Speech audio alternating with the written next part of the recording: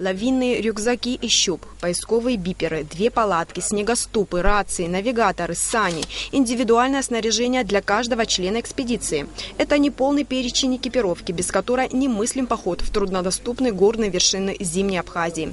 Часть затрат на приобретение дорогостоящего оборудования взяла на себя компания «Аквафон». Автор проекта Тенгиз Тарба. За его плечами покорение высшей точки американского континента – горы Аконкагуа. По его словам, команда подготовилась к походу основательно.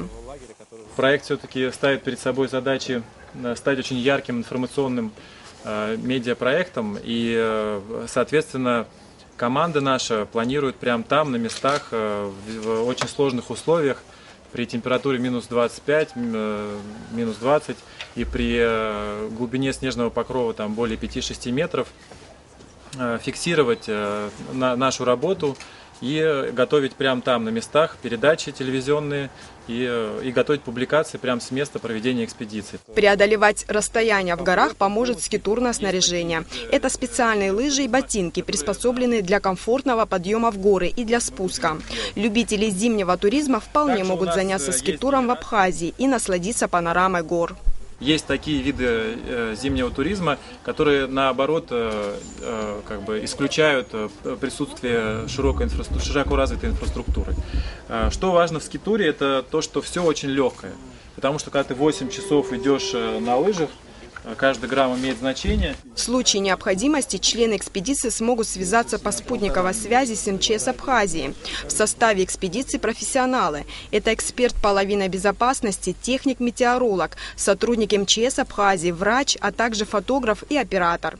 Эдуард Чернопятов – инструктор горного туризма, хорошо знает горы Абхазии. Главное, чего стоит опасаться в горах – это густого тумана, сказал он. Морозу мы не боимся, потому что снаряжение очень серьезное. Насчет лавин, мозги у нас есть, под лавины мы просто не пойдем. Так что это еще могут быть сложности. Именно затяжная непогода, ураганный ветер, тоже неприятно. Во время экспедиции будут проводиться метеорологические и гидрологические исследования горных районов, изучаться снежный покров, собираться экспертная информация о климатических особенностях горной Абхазии, наноситься на навигационную карту Абхазии горные маршруты.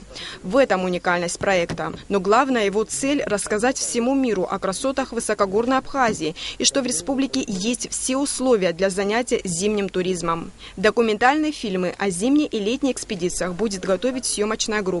В ее составе режиссер Андрей Луков. Это его первый опыт работы в горах.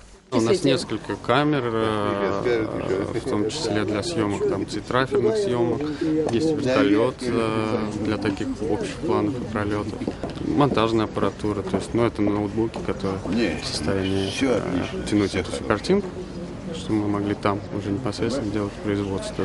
Руководитель компании «Аквафон» Алхас Аргун сказал, что, не задумываясь, согласился поддержать этот уникальный проект. Он намерен присоединиться к экспедиции на пару дней. Тенгиз Тарба, он человек уже с именем, с репутацией, знаете, в серьезности слов, в которых не приходится сомневаться. Об этом говорят, вы знаете, его прекрасные съемки горной Абхазии. Я просто в восторге от этих и видео, и фотоматериалов.